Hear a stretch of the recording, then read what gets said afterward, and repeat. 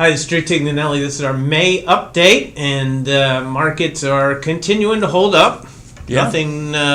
Nothing worried about at this point in time. There's plenty of things that could trigger a downturn in the market for a period of time, but I think ultimately it could just prove to be another buying opportunity. The big things that you really want to worry about are the Federal Reserve pulling money out of the economy, which they're not. They're adding money into the economy.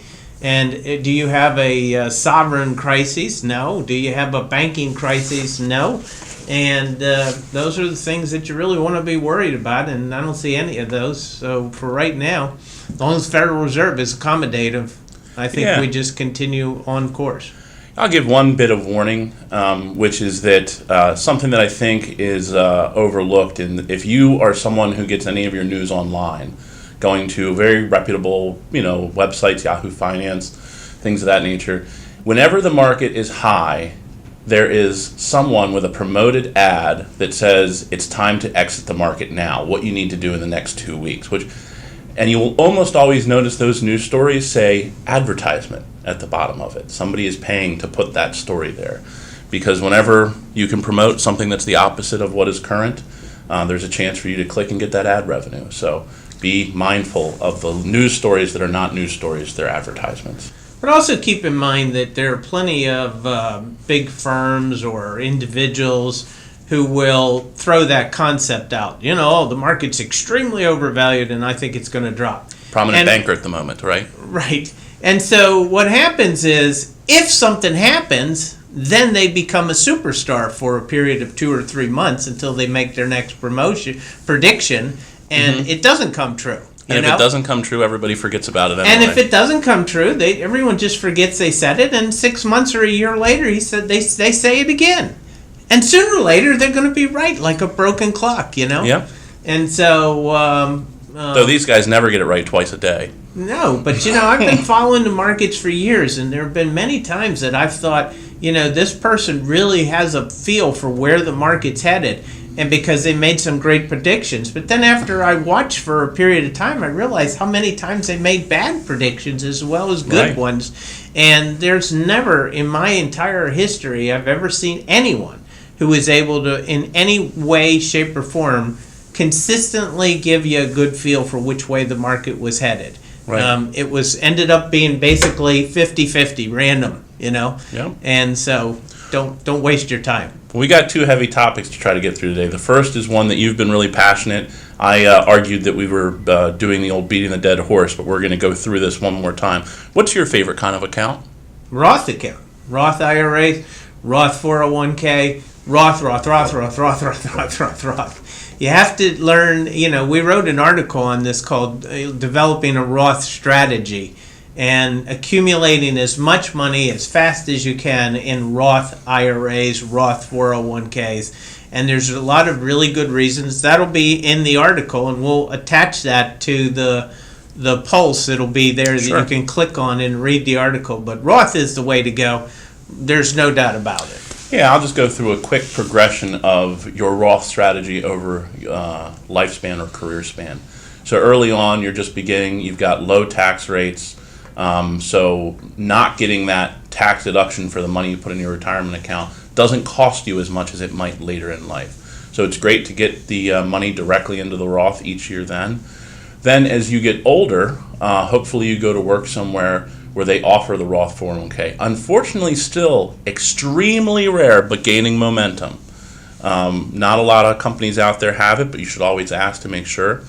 The other part about the earlier stage of your life and the Roth IRA is that it has a kind of a built-in emergency fund feature, in the sense that if you're unsure if you can really commit this much money into your retirement account, well, you put it in a Roth IRA, and you can always take your contribution back out if it turns out your car broke, the roof's leaking. It's the contribution. The contribution. Right. Not so the growth. If it grows by $1,000, you can't take that out until you're 59 and a half. So what should you always do when you're contributing to a Roth IRA?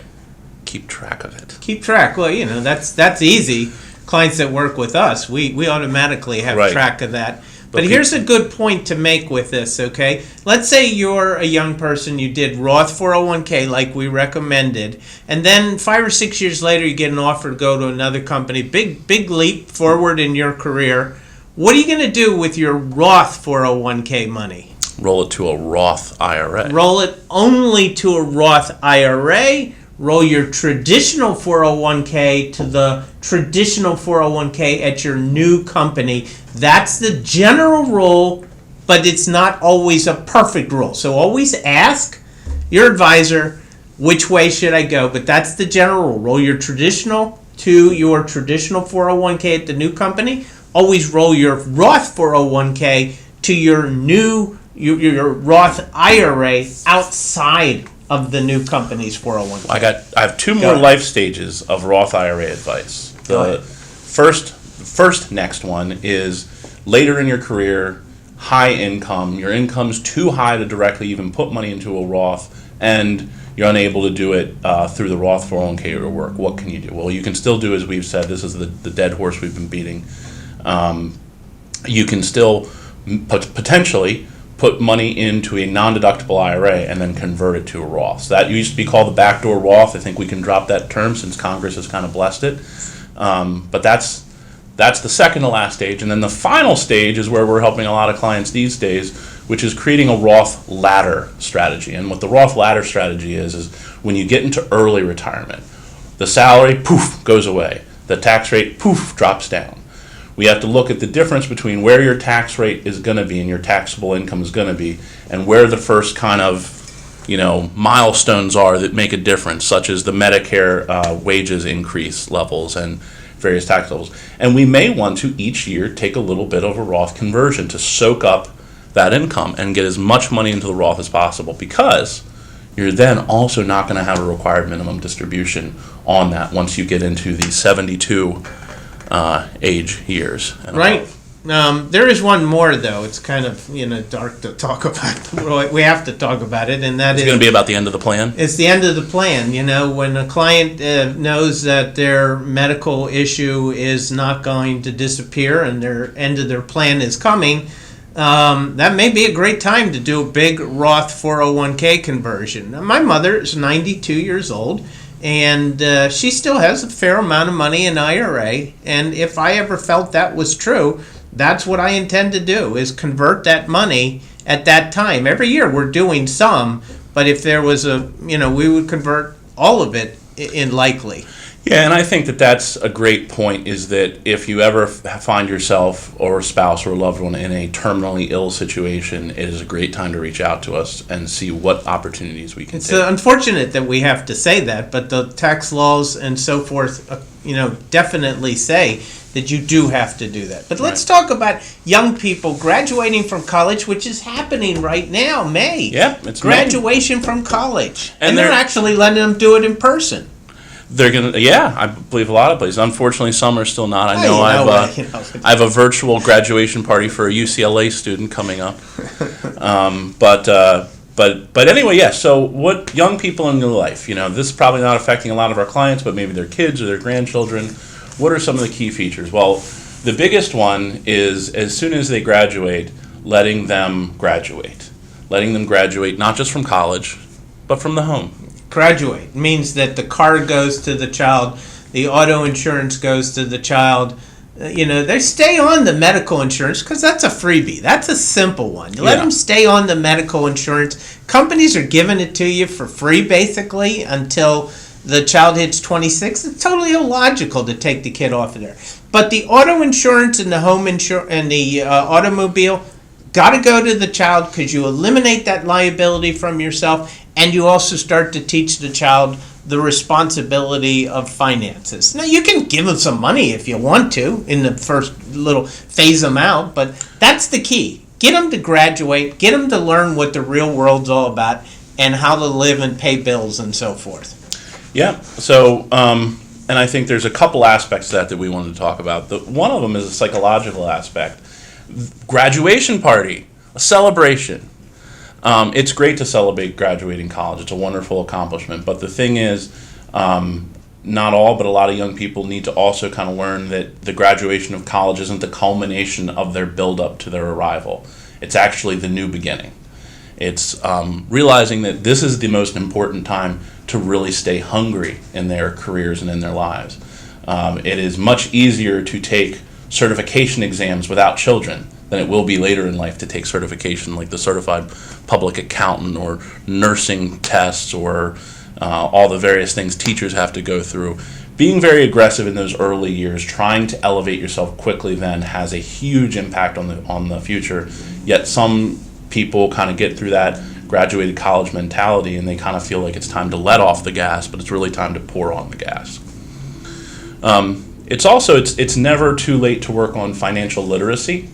I think that there is obviously a problem in the entire country that financial literacy isn't focused more on high schools, but your 22-year-old with a bachelor's degree in psychology may have learned quite a bit, but may still not know enough to be competent and confident managing their finances. They still may not be maintaining a cash flow statement, which is a key feature to understanding how they spend their money. There are some other topics in that. One of them that you talk about a lot is understanding the relationship of money. Yeah, well, it's our concept is that the foundation of all financial planning is how you think about money is going to determine everything you will do with and for money.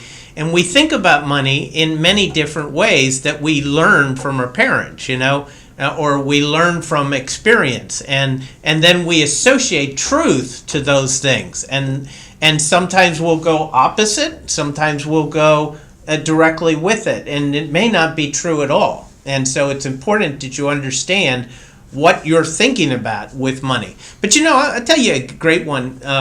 Your young person's coming through college and they're going to get their first checking account, okay? What do the parents do? They take them to Bank of America or PNC or M&T, a brick and mortar bank, and they get them a checking account. Worst thing you could possibly do for your kid. You want to take them onto the computer, which they know how to use, and say, do an online checking account, do an online savings account, and don't ever deal with the brick and mortar places that I'm stuck with. Do it online. Yep. That's just one of them. Yep. I got a bunch of them. Yeah. Well, so, with that, it's also a really great time to help them understand their debt. This is something everyone avoids, even the parents, because some parents may feel guilt over the debt. Some people, the student may just not want to live up to the fact that they took the max out every year to facilitate the housing expenses and the living needs and things like that. But it is time to understand your debt. The other thing is understanding sharing their growth, them sharing their growth with future them. So they get their first job, it's going to be a natural thing. Every dollar is immediately accounted for in the sense of what their expenses are. But eventually they get a raise. And the sooner they get into the habit of sharing each raise they get with future them, the better off they'll be forever. And we talk about the relationship with money, and I always think back to the first time someone really talked to me about money. It was my sister's father-in-law, and he gave me a book, The Richest Man in Babylon. Oh, cool. And that's where I learned the principle of, paying future you before. Right. In other words, don't live within your means and save some money for the future and keep building and building and building. And, but that student debt one is a very complicated one to deal with. And you got this movement amongst these politicians, which personally I don't think is a wise thing to do, to just forgive a bunch of debt. But when they start to say they want to do something like that, logically you have to think, hey, if they do that, I'm going to take advantage of it. Right. So maybe not spending the money, but maybe with saving the money and withholding any additional payments you may make on federally secured student debt. Right. Might be a current federally secured is the key issue. We're out of time, Mikey. We're out of time, but I'm going to get through one last item. Oh. The last item is going to be the career planning. Just because you got a degree in whatever doesn't mean that that's the industry you have to work on. Please go research the industry, figure out what the job's paying it, and figure out if that's going to sustain what you're looking for. If not, find a different industry, and don't forget about the fact that depending on how much student debt you have, working in a certain industry for 10 years might allow you to have debt forgiveness. My father got a history degree and became a lawyer, a defense claims lawyer. So history degree. Probably paid better than the history professor. Absolutely, and he was quite happy that he did that. So yeah, you're absolutely right. But we're out of time, Michael. Okay. And so anyway, this is Drew Tignanelli saying God bless.